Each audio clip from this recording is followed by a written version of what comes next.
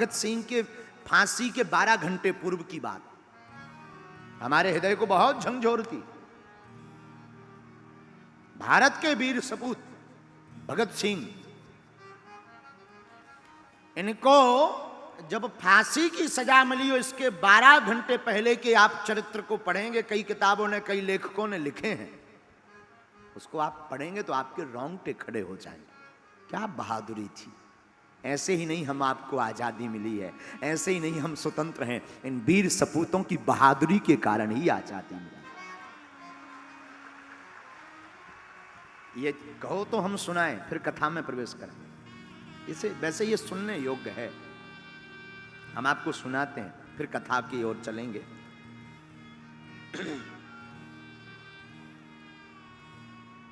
भगत सिंह, सुखदेव और राजगुरु तीनों लाहौर के सेंट्रल जेल में बंद थे। तारीख थी 23 मार्च 1931। 23 मार्च 1931 को वैसे तो आम दिन से थोड़ा अनोखा दिन था। क्यों? उस दिन रात को प्रकृति ने बहुत उपद्रव किया, आंधी चली, तूफान आया और सुबह वातावरण थोड़ा शांत हुआ। इन तीनों वीर सपूतों को फांसी मिल ली थी, लेकिन उस वक्त अंग्रेजी हुकूमत ने इनको फांसी की तय तारीख के 12 घंटे पूर्व ही फांसी देने का निर्णय लिया। शुरुआत अलग, आंधी के साथ, मानो प्रकृति भी इन वीर सपूतों की बहादुरी के कारण अपने आप को रोक नहीं पाई। वो काला दिन 4 बजे सुबह से वही जेल के अंदर की चहल पहल। जेल के अंदर एक वार्डन था जिसका नाम था चरण सिंह। चरण सिंह ने सभी कैदियों को आवाज लगाकर कहा, सभी कैदी अपनी अपनी कोठरी में चले जाओ तुरंत। आज सभी कैदी चौंक गए कि इतनी जल्दी कोठरी में जाने की आदेश क्यों आया है। वार्डन चरण सिंह ने कहा, यह ऊपर से ऑर्डर है, इस पर हमें कुछ नहीं पता है, तुम सब कोठरियों में जाओ। सभी कैदी भयभीत होकर के सहमे हुए अपनी अपनी कोठरियों में चले गए। उसी समय जेल का नाई, जिसका नाम बरकत था, बरकत लुकता छुपता फुसफुसाता हुआ हर कोठरी के बाहर फुसफुसाता हुआ चला आ रहा था। उसकी आंखें कुछ बोल रही थी, उसकी आंखें कुछ कह रही थी। वो आंखों को बार बार नीचे झुका रहा था, अपने आप को वो संभाल रहा था। फुसफुसाते हुए उस बरकत नाई से एक कैदी ने पूछा, क्या बात है, आज इतनी जल्दी क्यों बंद किया गया हम सबको, क्या कारण है? तो बरकत नाई ने कान में जाकर के कहा, पता है, आज रात एक दिन पहले ही भगत सिंह, सुखदेव, राजगुरु, इन तीनों को फांसी दी जाएगी। कैदियों की आंखों में आंसू आ गए, सबकी आंखें नम हो गईं। उस वक्त पंजाब के कैदी ने बरकत नाई से कहा, क्या तुम भगत सिंह की कोठरी तक जाओगे? क्यों? जाओ, और जाकर के भगत सिंह का कोई सामान मिले, कोई पेन मिले, उसका कपड़ा मिले, उसका शीशा मिले, तो हमारे पास जरूर लेकर आओ। तो नाई ने कहा, क्यों? क्यों? ताकि वो सामान मेरे हाथ में रहेगा तो मैं अपने बच्चों को बताऊंगा, मैं अपने परिवारजनों को बताऊंगा कि ये भगत सिंह का पेन है जिसने बहादुरी के पीछे प्राण दे दिए, पर वो कभी झुका नहीं। वो कभी झुका नहीं राष्ट्र माता के लिए। बरकत नाई भागा भागा कोठरी में गया, और कोठरी में जाकर के, बड़ी कठिन जिंदगी है।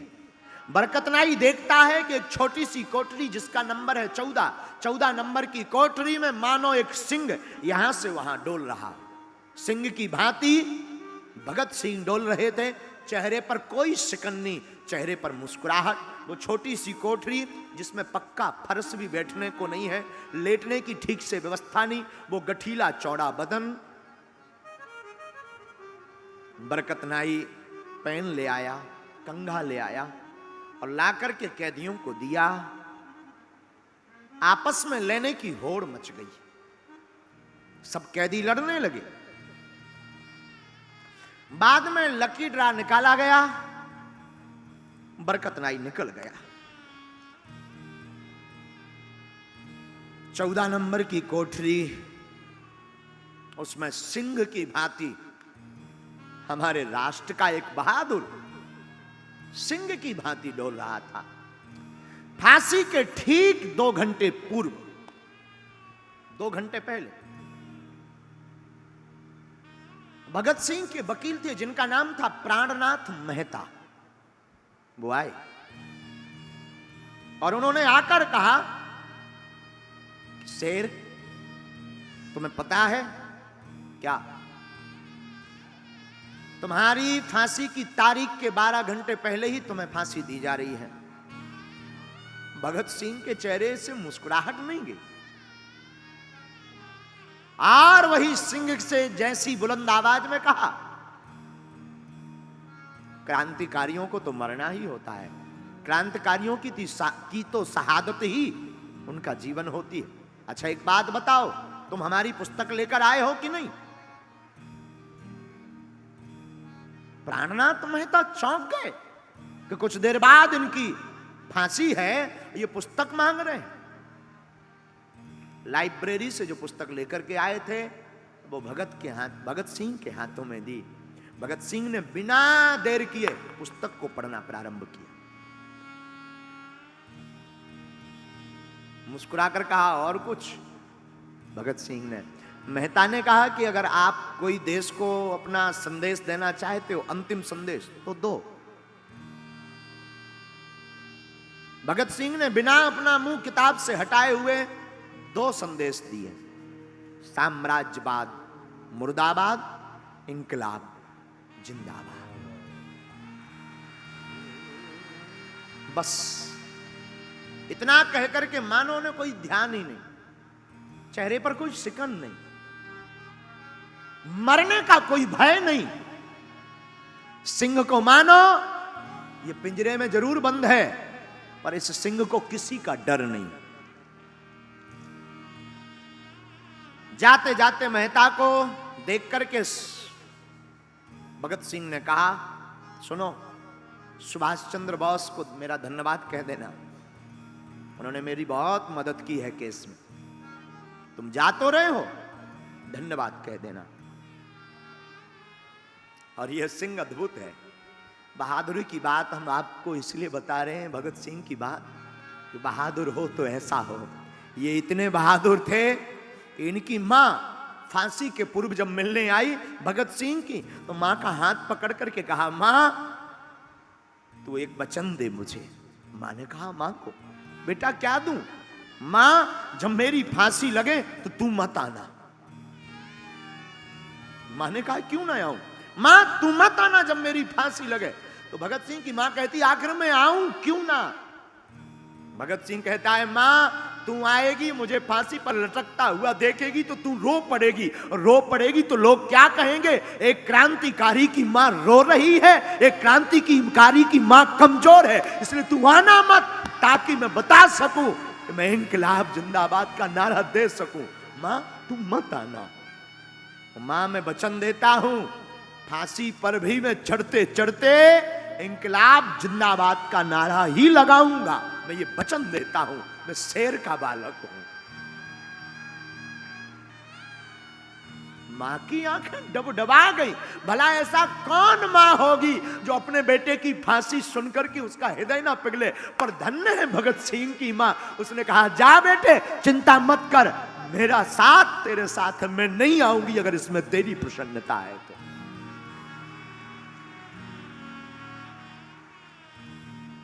ये बहादुरी की बात है मेरे साधुओं। मां को भगत सिंह मिले। मेहता जो वकील थे वो अन्य राजगुरु सुखदेव आदि को भी मिले। जेल अधिकारी को समय का पता लगा कि 7 बजे फांसी देनी है, तो जेल अधिकारी ने खबर भेजी, भगत सिंह आपको मृत्यु के 12 घंटे पूर्व ही, आपकी फांसी के 12 घंटे पूर्व ही आपको फांसी दी जा रही। कुछ नहीं कहा, किताब पढ़ते रहे।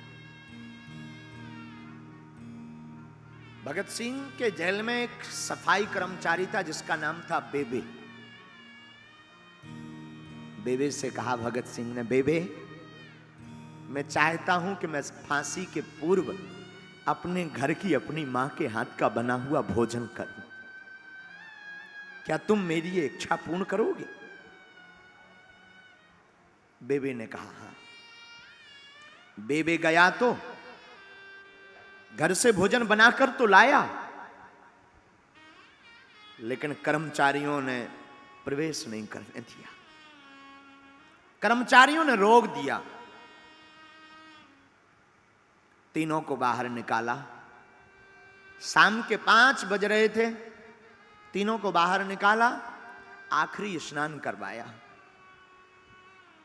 जैसे ही तीनों बाहर निकले, एक दूसरे के हाथ पकड़े भगत सिंह, सुखदेव और राजगुरु ने, और धीमी धीमी गति के साथ नहीं, बड़ी बुलंद आवाज में तीनों कहने लगे, कभी वो दिन भी आएगा, आजाद हम होंगे, ये अपनी जमी होगी, अपना आसमां होगा।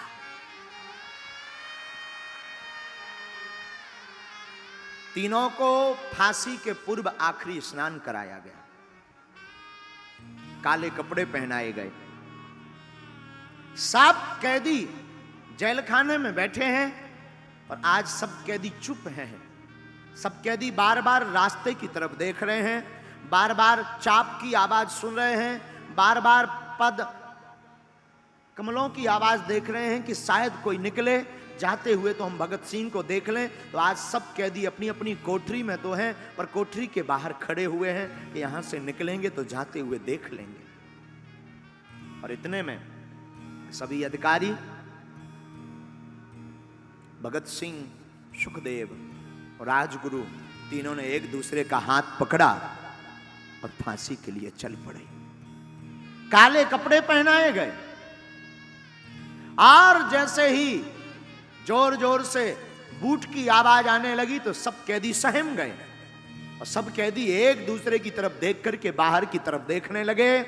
और हमारे भारत के शेर तीनों ने एक दूसरे का हाथ पकड़ा और डरे नहीं, सहमे नहीं, रोए नहीं, और तीनों हाथ पकड़ करके कहते हैं, सरफरोशी की तमन्ना अब हमारे दिल में है, देखते हैं दम कितना बाजुए कातिल में। कैदियों की आंखों में आंसू आ गए। कैदियों की आंखों में आंसू आ गए, सब रोने लगे, सबकी आंख भर गई। इंकलाब जिंदाबाद के नारे लगाते तीनों शेर चल पड़े। मां को वचन दिया था तो मां नहीं आई। हमने सुना है कि घर के नजदीक एक, जेल के नजदीक एक मकान था।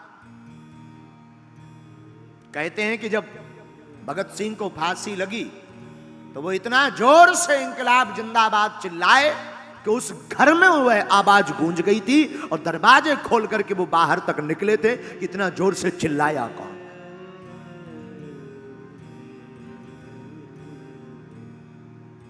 बहादुर हमारे भगत सिंह जैसे ही पहुंचे, वजन तौला, फांसी देने वाला जल्लाद लाहौर के नजदीक ही सहदरा से आया था।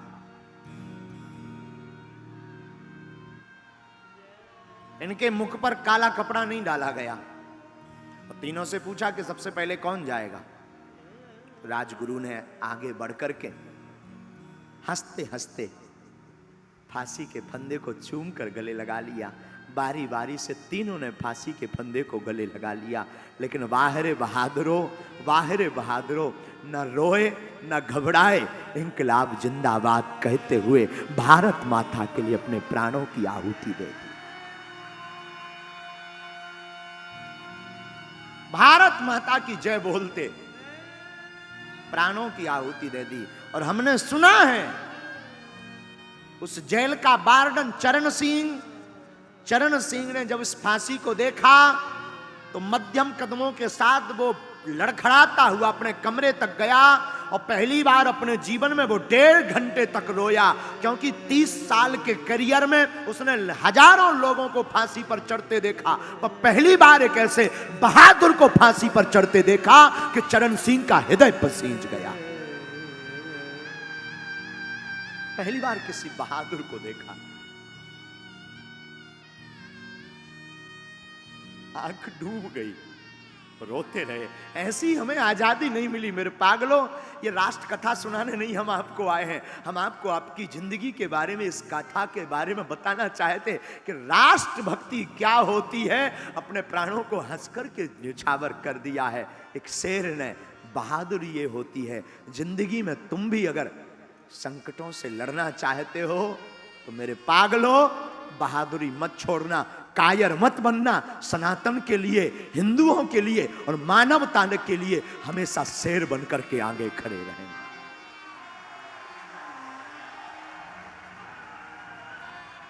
वरना वो दिन दूर नहीं, वरना तुम फिर से गुलाम हो जाओगे। हम दिल्ली में कथा करने तो आए हैं, हम हमेशा बोलते हैं पागलों कथा तो सिर्फ इसलिए कर रहे हैं कि ठाकुर की भक्ति और उनकी याद बनी रहे और तुम भक्त बन जाओ, लेकिन इसलिए भी कर रहे हैं कि हम सब हिंदू एक हों। बहुत जरूरत है। इस भारत को स्वतंत्र करवाने के लिए ऐसे ऐसे वीर सपूतों ने अपने प्राणों को त्यागा है। अब इस अपने इस देश को फिर से गुलाम मत होने देना। राष्ट्रभक्ति से बड़ी कोई भक्ति नहीं है, राष्ट्रभक्ति सर्वोपरि है। इसलिए जातिवाद छोड़ करके हम भी ब्राह्मण के बालक हैं। हम चाहते तो हम भी ब्राह्मणत्व की बातें करते, हम भी किसी ब्राह्मण के बालक हैं, लेकिन हम तुमसे कहना चाहते जातियां बाद में, सबसे पहले हम सब सनातनी हैं।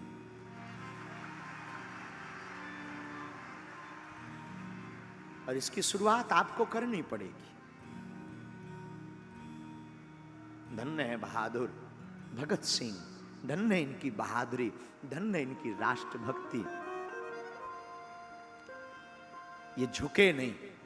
जब ये अंग्रेजी हुकूमत के सामने नहीं झुके तो मेरे पागलों मैं तुमको निवेदन करूंगा, तुम भी धर्म विरोधियों के सामने झुकना नहीं।